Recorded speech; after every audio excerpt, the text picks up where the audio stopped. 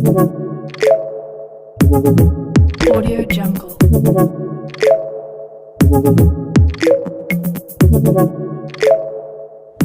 नमस्ते विद्यार्थी मित्रांनो, बघा डिप्लोमाचे पेपर हे जवळपास 95% चेक झालेले आहेत. 2 दिवसामध्ये तुमचे 100% पेपर चेक होऊन जातील. ठीक आहे, कारण 7 तारीख ही शेवटची डेट दिलेली आहे पेपर चेक करायची. ठीक आहे, तर बघा विद्यार्थी मित्रांनो, तुमचा रिझल्ट जो आहे तो सांगितलं मी according to academic schedule 3rd week of जूनला लागणार आहे. म्हणजे 15 ते 22 जूनच्या दरम्यान तुमचा रिझल्ट कधी पण लागू शकतो आणि लगेच आपली ॲडमिशन प्रोसेस जी आहे ती सुरू होणार आहे. डायरेक्ट सेकंड इयर इंजिनिअरिंगची गोष्ट करत आहे मी. ठीक आहे, तर त्यापूर्वी विद्यार्थी मित्रांनो, ॲडमिशन प्रोसेस सुरू होण्याच्या अगोदर एकदा का ॲडमिशन प्रोसेस सुरू झाली तर 10 दिवसामध्ये तुम्हाला तुमचे डॉक्युमेंट व्हेरिफिकेशन करावे लागतात. आता आपल्याकडे वेळ आहे, तोपर्यंत आपण सगळे डॉक्युमेंट तुमचे आलेले आहेत का हे चेक करून घ्या. डायरेक्ट सेकंड इयरसाठी डॉक्युमेंट्स कोणते लागतात सगळ्यात बघा, तुम्हाला इथे साईडला दिसत असेल. फर्स्ट डॉक्युमेंट लागतं तुमची 10वीची मार्कशीट. ठीक आहे, आता सेकंड डॉक्युमेंट जे आहे ते लागतं डिप्लोमा मार्कशीट. आता काही विद्यार्थी 12वी करून डिप्लोमा करतात, त्या विद्यार्थ्यांसाठी 10वी 12वी आणि डिप्लोमा हे तिन्ही मार्कशीट लागतील.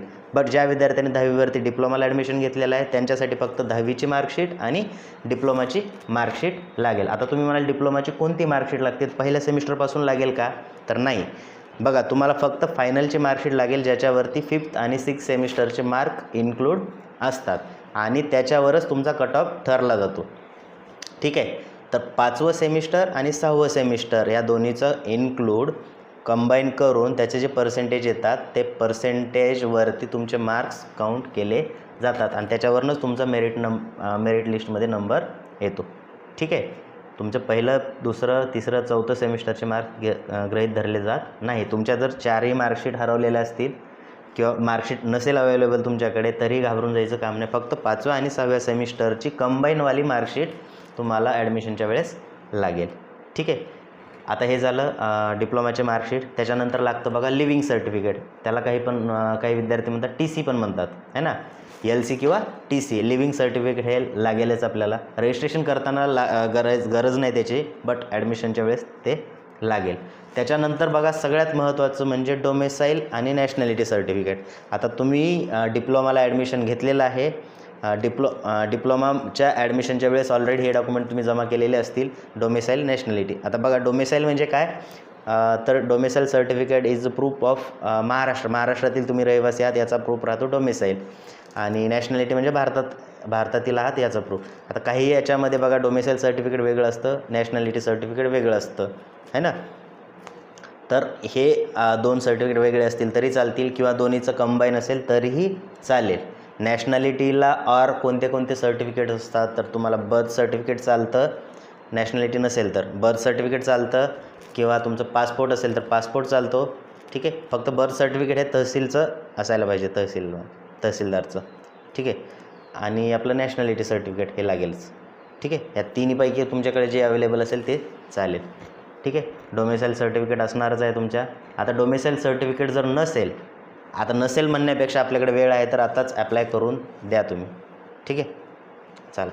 त्याच्यानंतर बघा सर्टिफिकेट आहे EWS सर्टिफिकेट. आता EWS सर्टिफिकेट सगळ्यांना लागतं का, तर नाही लागत. हे कोणाला लागतं, ज्या विद्यार्थी ओपन कॅटेगरीमध्ये आहेत आणि त्यांच्याकडे EWSचं सर्टिफिकेट अवेलेबल आहे अशा विद्यार्थ्यांनीच EWSला S करायचं आहे. ठीक आहे, त्याच्यानंतर सर्टिफिकेट आहे बघा पुढचं, जे विद्यार्थी कॅटेगरी. आता पुढचं जे सर्टिफिकेट आहे ते इन्कम सर्टिफिकेट आहे. आता इन्कम सर्टिफिकेट बघा, इन्कम सर्टिफिकेट जवळपास सर्व विद्यार्थ्यांना इन्कम सर्टिफिकेट लागतं. ठीक आहे, कॅटेगरीमधले असो किंवा ओपन कॅटेगरीमधले विद्यार्थी असो, है ना. ज्या विद्यार्थ्यांच्या वडिलांचं इन्कम हे 8 लाखापेक्षा जास्त आहे तर त्याच्या इन्कम सर्टिफिकेटला काही व्हॅल्यू राहणार नाही. कारण 8 लाखाच्या वर जर इन्कम असेल तर त्या विद्यार्थ्याला कोणत्याही प्रकारची स्कॉलरशिप वगैरे मिळत नाही. बट काय करावं लागतं, आपल्याला रजिस्ट्रेशन प्रोसेसमध्ये तुम्हाला एक इन्कमची रेंज टाकावी लागते, तर त्याचं प्रूफ म्हणून तुम्हाला इन्कम सर्टिफिकेट लागेल. ठीक आहे, तर इन्कम सर्टिफिकेट सर्वांनी काढायचं आहे. आता कोणत्या इयरचं पाहिजे, तर 23-24चं इन्कम सर्टिफिकेट लागेल तुम्हाला. 2023 ते 2024च्या दरम्यान तुमचं इन्कम किती होतं ते त्याच्यामध्ये इन्क्लूड केलेलं असायला पाहिजे. ठीक आहे. आता इन्कम सर्टिफिकेटचे 2 प्रकार आहेत, एक वर्षाचं मिळतं किंवा 3 वर्षाचं मिळतं. दोन्हीपैकी कोणते असलं तरी चालेल, नो प्रॉब्लेम. ठीक आहे. त्याच्यानंतर येऊ आपण जे विद्यार्थी कॅटेगरीमध्ये आहेत. आता कॅटेगरीमध्ये कोणते विद्यार्थी असतात तर SC, ST, VJ, NT आहे ना.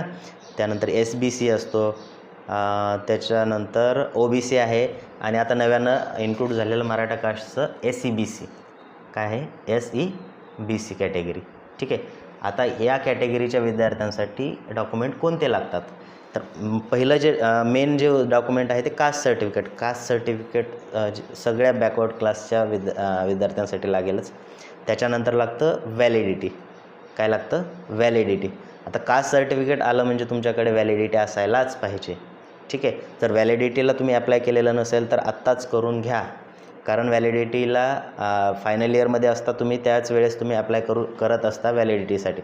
जर तुमच्याकडे व्हॅलिडिटी अवेलेबल नसेल तर तुम्हाला ॲडमिशनच्या वेळेस प्रॉब्लेम येऊ शकतो. त्यामुळे जर पेंडिंगमध्ये असेल किंवा आलेलं नसेल किंवा अप्लाय केलेलं नसेल तर लवकरात लवकर करून घ्या व्हॅलिडिटी सर्टिफिकेट, कास्ट सर्टिफिकेट आणि व्हॅलिडिटी. ठीक आहे. पुढचं जे कॅटेगरीसाठी लागतं नॉन क्रिमी लेअर. काय असतं, नॉन क्रिमी लेअर. आता हे नॉन क्रिमी लेअर जे आहे हे फक्त SC आणि STच्या कॅटेगरीचे विद्यार्थी सोडले तर बाकी सर्व कॅटेगरीच्या विद्यार्थ्यांना लागतं. कॅटेगरीचे म्हणजे जे काय म्हणतो आपण, जे विद्यार्थी कॅटेगरीचा फायदा घेणार आहेत, म्हणजे बॅकवर्ड क्लासचे विद्यार्थी आहेत, OBC, बाकी जे सर्व विद्यार्थी कॅटेगरीचे विद्यार्थी आहेत त्यांना नॉन क्रिमी लेअर लागतं. ठीक आहे. फक्त SC आणि STला सोडलं तर SC STच्या विद्यार्थ्यांना नॉन क्रिमी लेअरची गरज नाही, बाकी सर्व कॅटेगरीच्या विद्यार्थ्यांना नॉन क्रिमी लेअर लागतं. ठीक आहे. आता नॉन क्रिमी लेअर हे डिप्लोमाला ॲडमिशन घेताना तुमच्याकडे अवेलेबल असेल, 3 वर्षासाठी व्हॅलिड असतं, तर ते एक्सपायर झालेलं असेल. तुम्ही जर काढलं नसेल तर नव्यानं काढून घ्या, किंवा एक्सपायर झालं असेल तर त्याला रिन्यू करून घ्या. आता त्याची व्हॅलिडिटी किती पाहिजे तर 31 मार्च 2025पर्यंत ते व्हॅलिड असायला पाहिजे. ठीक आहे. त्यामुळे नॉन क्रिमी लेअर लवकरात लवकर काढून घ्या विद्यार्थी मित्रांनो. त्यानंतर लागतं बघा तुम्हाला पासपोर्ट साईजचे फोटो लागतात. 3-4 फोटो तुमच्यासोबत ठेवा. आय कार्डला लागतो, तुमच्या फॉर्म भरायला लागतो है ना. त्याच्यानंतर आधार कार्डची एक झेरॉक्स लागेल आणि बँक पासबुक लागेल. बँक पासबुक कसं पाहिजे तुम्हाला तर आधार कार्डशी लिंक असणारं बँक पासबुक लागतं, जेणेकरून तुमची जी स्कॉलरशिप आहे ते तुमच्या डायरेक्टली अकाउंटमध्ये ट्रान्सफर केली जाईल. ठीक आहे. तर एवढे डॉक्युमेंट्स तुम्हाला लागतात at the time of admission. ठीक आहे. तर अगोदरच तुम्हाला याच्यासाठी सांगितलं की हे डॉक्युमेंट जर तुम्ही अगोदर काढले तर व्हेरिफिकेशन व्हायला तुमचे डॉक्युमेंट व्हेरिफिकेशनसाठी कोणताही प्रॉब्लेम येणार नाही. आपल्याकडे वेळ आहे तोपर्यंत हे डॉक्युमेंट सगळे तुम्ही काढून घ्या. ठीक आहे. आय होप तुम्हाला हे इन्फॉर्मेशन समजली असेल. आता बघा पुढच्या व्हिडिओमध्ये आपण बघणार आहे की तुमच्यासाठी जागा ह्या नेमक्या किती असतात है ना. आता तुम्हाला माहिती आहे की डायरेक्ट सेकंड इयरसाठी जागा ऑलरेडी कमी असतात है ना. 10%च जागा असतात, फक्त 10% जागा असतात. त्याच्यामध्ये पण काय असतो की 30%, 70% होम डिस्ट्रिक्टसाठी काही असतात, अदर होम डिस्ट्रिक्टसाठी काही असतात. कॉम्पिटिशन खूप वाढलेली असते. तर जागाचं डिस्ट्रीब्युशन कसं केलं जातं, स्टुडंटच्या सीट कशा डिस्ट्रीब्यूट केल्या जातात याच्यावरती आपण पुढच्या व्हिडिओमध्ये डिस्कस करूया. ठीक आहे. तर तुम्ही जर व्हॉट्सअपचा ग्रुप आपला जॉईन केलेला नसेल ॲडमिशन रिलेटेड डायरेक्ट सेकंड इयरचा तर तो तुम्ही जॉईन करू शकता. त्याची लिंक डिस्क्रिप्शन बॉक्समध्ये दिलेली आहे. याच्या व्यतिरिक्त जर तुमच्या मनामध्ये काही डाऊट असेल रिगार्डिंग ॲडमिशन तर तुम्ही मला कमेंट बॉक्समध्ये मेन्शन करू शकता. ठीक आहे. तर आपण त्याचं ॲन्सर द्यायचा प्रयत्न करूया. इन्स्टेड ऑफ डायरेक्ट मेसेज करण्यापेक्षा तुम्ही कमेंट बॉक्समध्ये मेन्शन करा, त्याचं उत्तर द्यायचा प्रयत्न करेल. ठीक आहे. तर भेटूया आपण नेक्स्ट व्हिडिओमध्ये. थँक्यू.